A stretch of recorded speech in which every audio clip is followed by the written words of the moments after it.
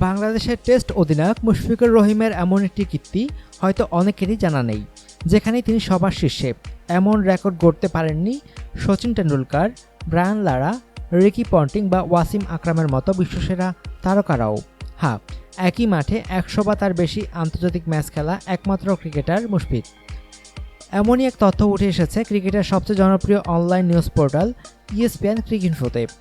সেখানে সংবাদ মাধ্যমটির বিশেষজ্ঞ স্টেভেন লিঞ্চের কাছে খালিদ জাফর নামে এক পাকিস্তানি জানতে চান, একই মাঠে ১০০টির বেশি আন্তর্জাতিক ম্যাচ খেলা ক্রিকেটারের নাম কি। স্টেভেন জানান, ক্রিকেটের ৩ ফরম্যাট মিলিয়ে একমাত্র ক্রিকেটার হিসেবে বাংলাদেশের মুশফিকুর রহিম এখন পর্যন্ত মিরপুর শেরেবাংলা জাতীয় ক্রিকেট স্টেডিয়ামে ১০০টির বেশি ম্যাচ খেলেছেন। তিনি মোট ম্যাচ খেলেছেন ১০৫টি।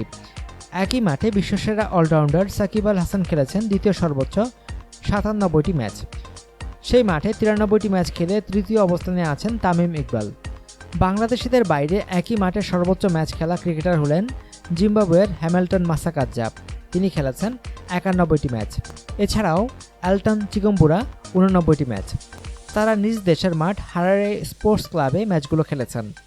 শেরে বাংলায় মুশফিক এখন পর্যন্ত ৭৩টি ওয়ানডে ম্যাচ খেলেছেন। সেখানে সাদা পোশাকের ম্যাচ রয়েছে ১৩টি, আর টি-২০ ম্যাচ ১৯টি।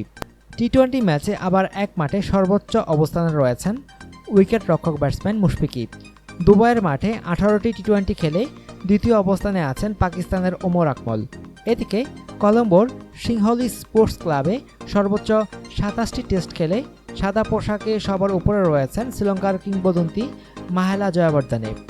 যেখানে একই মাঠে স্বদেশি স্পিন কিংবদন্তি মুত্তিয়া মুরালীধরন ২৪টি ম্যাচ খেলে দ্বিতীয় অবস্থানে আছেন।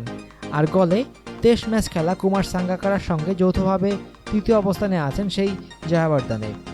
৫০ ওভারের ক্রিকেটে একই মাঠে সবচেয়ে বেশি ম্যাচ খেলার রেকর্ড রয়েছে পাকিস্তানের সুইং মাস্টার ওয়াসিম আকরামের। তিনি সংযুক্ত আরব আমিরাতের মাঠ শারজায় সর্বোচ্চ ৭৭টি ম্যাচ খেলেছেন। দ্বিতীয় অবস্থানে ৭৩ ম্যাচ খেলা মুশফিক। আর কলম্বোর প্রেমাদাসা স্টেডিয়ামে ৭১ ম্যাচ খেলে তৃতীয় অবস্থানে আছেন আরেক শ্রীলঙ্কান সনাত জয়সুরিয়া।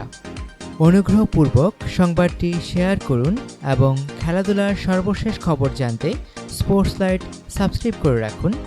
ধন্যবাদ।